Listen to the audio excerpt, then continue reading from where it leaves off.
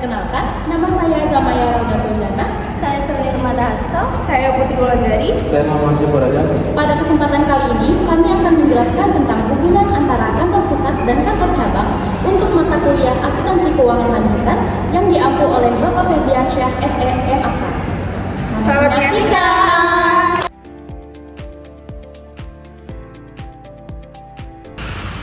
Pengertian kantor pusat. Kantor pusat adalah unit utama dalam satu perusahaan yang berfungsi sebagai pusat pengendalian, pengambilan keputusan strategis, penyusunan kebijakan, serta koordinasi seluruh kegiatan perusahaan. Kantor pusat juga biasanya mengelola fungsi-fungsi seperti manajemen puncak keuangan akuntansi, pemasaran, sumber daya manusia, dan perencanaan. Kemudian yang selanjutnya, pengertian kantor cabang. Kantor cabang adalah unit operasional perusahaan yang berada di lokasi berbeda dari kantor pusat dan bertugas melaksanakan aktivitas bisnis sehari-hari. Kantor cabang juga mengikuti kebijakan dari kantor pusat, tetapi memiliki kewenangan terbatas untuk menjalankan operasi, melayani pelanggan, melakukan penjualan, atau aktivitas operasional lainnya sesuai bidang usahanya. Kemudian yang selanjutnya, hubungan kantor pusat dan kantor cabang. Hubungan kantor pusat dan kantor cabang tercermin layaknya hubungan antara investor dan investor. Keduanya membuat pencatatan sendiri sehingga ada dua laporan keuangan untuk kebutuhan internal. Sementara untuk eksternal disusun laporan konsolidasi sesuai transaksi antar keduanya, dicatat di pusat dan di cabang. Dengan pusat menuliskan area cabang terkait intinya kantor pusat sebagai pengendali dan pembuat kebijakan, sedangkan kantor cabang sebagai pelaksana operasional. Kemudian yang selanjutnya, konsep dasar hubungan kantor dan pusat kantor cabang. Kantor pusat dan kantor cabang merupakan satu kesatuan ekonomi, namun dua unit administrasi yang berbeda. Hubungannya mencakup yang pertama pengendalian operasional, kedua pencatatan transaksi timbal balik, kemudian yang ketiga penilaian kinerja cabang, dan yang keempat penyusunan laporan konsolidasi. Kemudian selanjutnya, alasan perusahaan membuka cabang. Perusahaan membuka kantor cabang karena beberapa kebutuhan strategis dan operasional berikut. Yang pertama, memperluas wilayah pemasaran, di mana cabang membantu perusahaan menjangkau konsumen di wilayah yang lebih luas, sehingga volume penjualan dapat meningkat dengan adanya cabang. Produk lebih mudah diakses oleh pelanggan di daerah lain. Yang kedua, mendekatkan produk ke konsumen, yaitu cabang berfungsi sebagai titik distribusi yang lebih dekat dengan pelanggan. Hal ini mengurangi waktu pengiriman, biaya transportasi, serta meningkatkan kepuasan konsumen. Kemudian yang ketiga, meningkatkan efisiensi operasional, di mana dengan lokasi cabang yang tersebar, perusahaan dapat mengatur logistik, pelayanan, dan persediaan secara lebih efisien. Cabang sering kali mampu mengambil keputusan cepat sesuai kondisi lokal. Selanjutnya yang keempat, meringankan beban kantor pusat, di mana cabang menangani operasional wilayah sendiri, sehingga kantor pusat dapat fokus pada fungsi strategis seperti pengendalian, perencanaan, dan pengembangan usaha. Yang kelima, mengoptimalkan pengawasan dan kontrol, di mana cabang memudahkan perusahaan untuk mengawasi aktivitas penjualan, persediaan, dan biaya pada wilayah tertentu. Data operasional cabang menjadi dasar penting bagi kantor pusat dalam mengambilan keputusan. Kemudian yang kelima, mendukung pertumbuhan bisnis jangka panjang, di mana pembukaan cabang memperkuat kehadiran perusahaan di berbagai daerah sehingga dapat meningkatkan citra perusahaan dan membuka peluang ekspansi lebih lanjut. Kemudian selanjutnya, sistem hubungan dengan kantor pusat dan kantor cabang.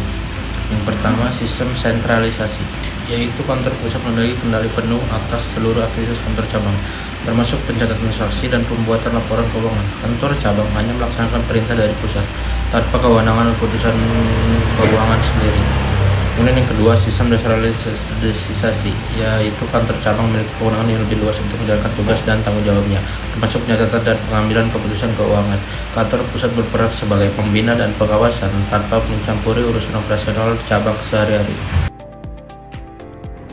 Ya, di sini selanjutnya saya akan menjelaskan mengenai sistem akuntansi sentralisasi. Dalam sistem ini, pencatatan yang terjadi di kantor cabang itu dilakukan oleh kantor pusat.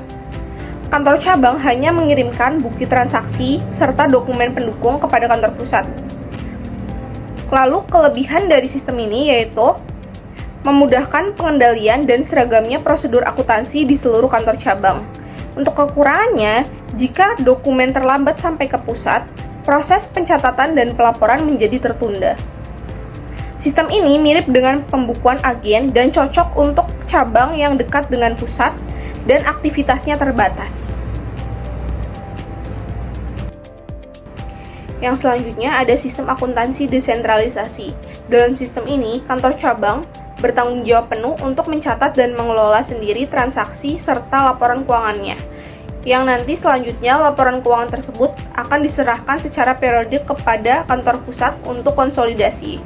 Kelebihan dari sistem ini yaitu lebih responsif terhadap kondisi lokal, mendorong kreativitas dan kemandirian cabang. Untuk kekurangannya, memerlukan koordinasi ketat dari kantor pusat agar tidak terjadi duplikasi atau kesalahan pencatatan. Sistem ini cocok untuk cabang yang lokasinya jauh dari kantor pusat, dengan aktivitas yang beragam. Yang selanjutnya adalah laporan keuangan gabungan antara pusat dan cabang. Yang pertama ada laporan posisi keuangan gabungan, yaitu dengan melakukan eliminasi terhadap saldo rekening RK pusat dan RK cabang, dan hutang piutang pusat dan cabang. Lalu melakukan penjumlahan terhadap saldo-saldo rekening aset dan hutang. Yang kedua yaitu ada laporan laba rugi. Itu dengan melakukan eliminasi terhadap pengiriman barang pusat dan pengiriman barang cabang, serta rekening pendapatan dan biaya pusat cabang. Lalu melakukan penjumlahan terhadap saldo pendapatan dan biaya. Selanjutnya ada isu-isu khusus. Yang pertama ada transfer antar cabang. Perusahaan dengan banyak cabang bisa menghadapi situasi di mana beberapa cabangnya kehabisan dana operasional. Dalam kondisi ini, cabang yang kehabisan dana dapat meminjam kepada cabang lain dengan persetujuan dari kantor pusat. Setiap transaksi antar cabang dipantau oleh kantor pusat dan dicatat baik di pusat maupun di masing-masing cabang. Lalu, isu-isu khusus yang kedua yaitu ada pengiriman barang dagangan antar cabang. Pengiriman barang antar cabang ini dicatat menggunakan akun kantor pusat, bukan akun khusus antar cabang. Dalam transaksi ini, muncul persoalan terkait biaya pengiriman. Cabang penerima wajar dibebani biaya angkut atau biaya pengiriman, dan biaya tersebut harus dimasukkan ke dalam harga pokok persediaan agar nilai persediaan lebih tepat dan mencerminkan total biaya perolehan barang yang sebenarnya. Next, ada penjabaran laporan keuangan asing. Jika kantor cabang berada di luar negeri, untuk laporan keuangannya itu perlu atau harus dilakukan perubahan dulu dari mata uang asing ke mata uang Indonesia. Hal ini perlu dilakukan karena nilai tukar bisa berubah-ubah. Untuk melakukan hal ini, terdapat metode penjabaran yang biasa digunakan, yaitu ada 5. Yang pertama, current rate method. Yang kedua, non-current rate method. Yang ketiga, current or non-current method. Yang keempat, monetary or non-monetary method. Dan yang terakhir atau yang kelima, temporary method. Metode penjabaran. Yang pertama ada current rate method. Current rate method yaitu semua aset dan kewajiban neraca dijabarkan menggunakan kurs pada tanggal neraca. Ekuitas, kecuali laba ditahan, diubah dengan kurs historis. Pendapatan dan beban diubah dengan kurs rata-rata periode pelaporan. Selanjutnya, selisih kurs disajikan dalam ekuitas sebagai bagian dari laba komprehensif lain. Metode ini sering digunakan jika mata uang lokal kantor cabang adalah mata uang fungsionalnya. Metode penjabaran yang kedua ada non-current rate method. Non-current rate method digunakan jika laporan keuangan anak perusahaan perlu dinilai kembali dari mata uang non-fungsional ke mata uang fungsional terlebih dahulu. Setelah dinilai kembali, laporan diterjemahkan menggunakan metode current rate. Cocok bila mata uang fungsional perusahaan berbeda dengan mata uang lokal kantor cabang.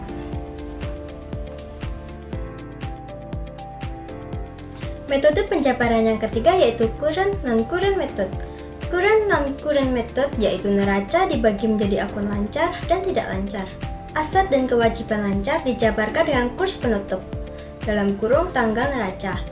Aset dan kewajiban tidak lancar menggunakan kurs historis dalam kurung kurs saat perolehan.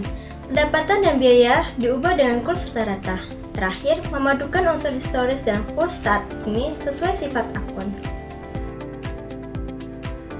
Selanjutnya, metode penjabaran yang keempat yaitu monetary non-monetary method.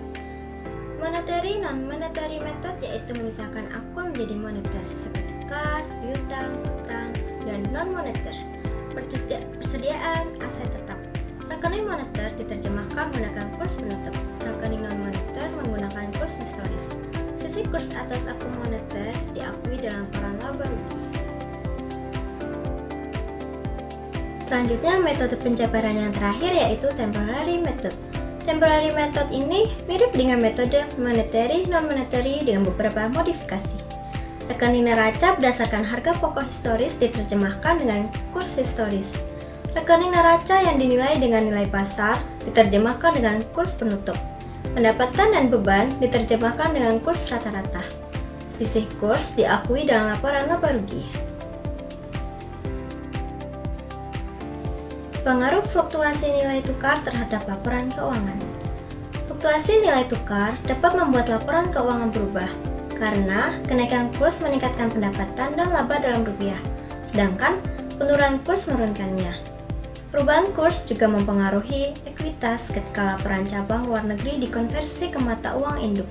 Untuk mengurangi risiko, perusahaan dapat menggunakan kontak forward, mendiversifikasi mata uang transaksi, serta menyesuaikan harga dan pengelolaan utang piutang dalam berbagai mata uang. Selanjutnya, kami akan membahas tentang sistem ERP dan konsolidasi laporan keuangan. Teknologi informasi seperti ERP sangat membantu hubungan antara kantor pusat dan cabang karena semua data keuangan dapat dicatat dan diproses secara otomatis dalam satu sistem terpadu.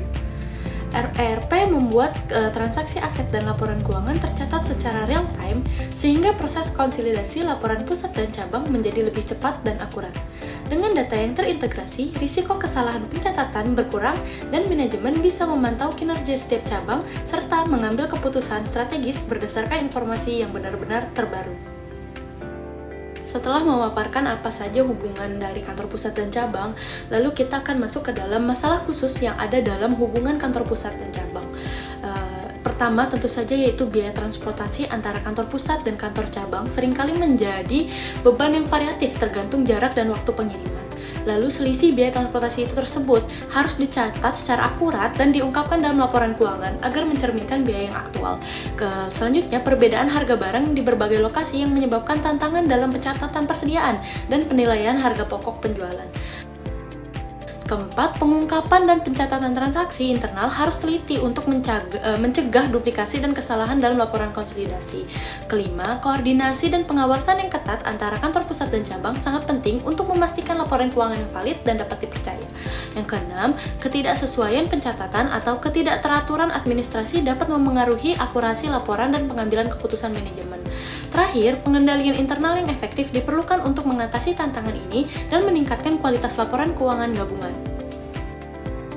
Maka kesimpulan dan saran yang dapat kami berikan, keberhasilan hubungan kantor pusat dan kantor cabang sangat bergantung kepada sistem akuntansi yang terintegrasi dan komunikasi yang lancar. Sistem akuntansi harus mampu mencatat transaksi pusat dan cabang secara akurat, konsisten, dan tepat waktu, sehingga laporan keuangan dapat dikonsolidasi tanpa kendala. Penggunaan teknologi seperti ERP sangat dianjurkan karena mampu menyatukan data dari semua cabang dan mempercepat proses pelaporan. Selain itu, koordinasi perlu diperkuat melalui pengendalian internal yang jelas, pelatihan rutin, serta penerapan manajemen resiko, termasuk resiko nilai tukar dan pengelolaan biaya antar cabang. Dengan langkah-langkah ini, kinerja setiap cabang dapat terlihat lebih nyata, efisiensi meningkat, dan keputusan manajemen dapat lebih tepat berdasarkan data yang akurat. Sekian dari kelompok kami, kurang lebihnya mohon dimaafkan. Wassalamualaikum warahmatullahi wabarakatuh.